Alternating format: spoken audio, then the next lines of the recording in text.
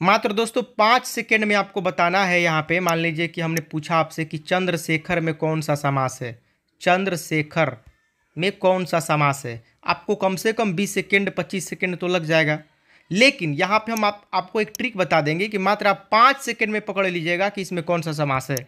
बहुब्रीहि और द्विगु में अंतर हमने यहाँ पे दोस्तों द्वंद्व समास और द्विगु समास दोनों बता दिया है, फिर भी लास्ट में जाते जाते बता देंगे थोड़ा सा, जो लोग नहीं जाने हैं, नहीं तो पिछला वीडियो देख सकते हैं। अव्ययी भाव समास चलिए समझ लेते हैं। इसका पहचान है कि आगे लगा रहेगा यथा, आ, अनु, प्रति, और इसमें लिखा है ना कि पहला पद प्रधान होता है। तो पद क्या है दोस्तों, जैसे यथा हो गया या पहला पद हो गया, संभव हो गया दूसरा पद या उत्तर पद या अंतिम पद, ऐसा ही होता है दोस्तों। इसमें 2 ठो रहेगा ना, तो पहला पद हो जाएगा, 1 ठो दूसरा पद। तो इसका पहचान है कि आगे यथा, आ, अनु, प्रति, कदा ये सब लगा रहेगा, तो तुरंत मार दीजिएगा कि अव्ययी भाव समास है। प्रति लगा है यहाँ पे, देखिए प्रति सप्ताह है ना, यहाँ पे प्रति, तो प्रति लगा है तब भी अव्ययी भाव समास होगा। ये सब पहचान है कि आगे ये सब लगा रहता है। अब अगला देखिए, अगला है बहुब्रीहि।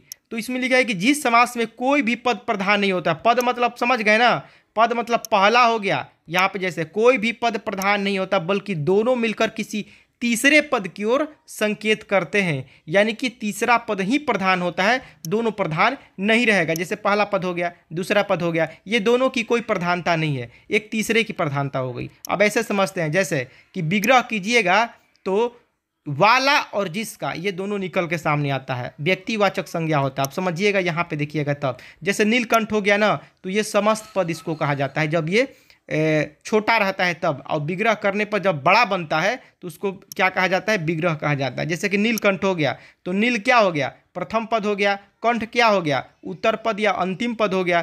तो ये देखिए दोनों पद की कोई प्रधानता नहीं है, न नील की प्रधानता है न कंठ की, एक तीसरे पद की प्रधानता है। किसकी, शिव की प्रधानता है, नीलकंठ अर्थात शिव। और इसमें ट्रिक बता देते हैं दोस्तों, बहुब्रीहि में क्या होता है ना कि भगवान देवी देवता का ज़्यादातर नाम आपको देखने को मिलेगा नीलकंठ, यानी कि शिव जी।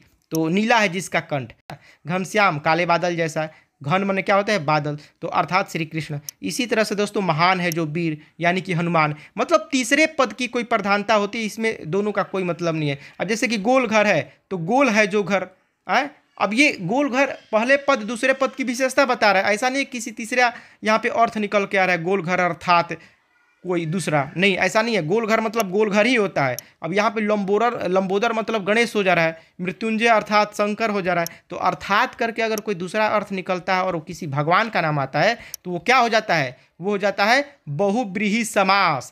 अब यहाँ पे देखिए ये क्लियर हो गया ना आपका, मृत्युंजय यानी कि मृत्यु को जीतने वाला अर्थात शंकर। तो यहाँ पे एक तीसरा आ गया ना शंकर, तो यही तीसरे पद की प्रधानता देता है, भगवान वगैरह का नाम इसमें ज़्यादातर आता है, ये बहुब्रीहि होता है। अब चंद्रशेखर में कौन सा समास है आपको बताना है।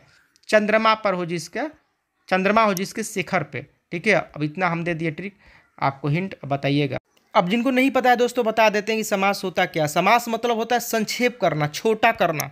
यहाँ पे जैसे राजपुत्र लिखा है ना, तो जैसे राजा का पुत्र लिखा है तो ये विग्रह हो गया, और छोटा हो गया तो राजपुत्र बन गया। ये समस्त पद कहलाता है, और ये क्या कहलाता है, ये विग्रह कहलाता है, ठीक है। इसके मुख्यतः 6 भेद होते हैं, और हमने ट्रिक से भी बताया है कि द्वंद्वी अवतक, द्वंद्वी अ ब त क, तो यहाँ पे द्व हो गया द्वंद, ये पहला हो गया द्वि, अ ब त का द्वंद्वी अब तक याद कर लीजिए, ये 6 ठो है। द्वंद्व समास मतलब बीच में माइनस का चिन्ह रहता है, जैसे माता पिता के बीच में माइनस का चिन्ह है, दिन रात के बीच में माइनस का चिन्ह है, रुपया पैसा के बीच में माइनस का चिन्ह है, तो बीच में माइनस का चिन्ह रहेगा। द्विगु समास में क्या होता है, संख्या पूर्वे द्विगु, यानी कि जिस समास का पहला पद संख्यावाचक हो या किसी समूह का पता चले वो द्विगु समास होता है। मतलब संख्या का पता चलता है, आगे 4 लगा है, 3 लगा है, 9 लगा है, त्रि लगा है, और किसी समूह का पता चलता है, ठीक है, समूह का।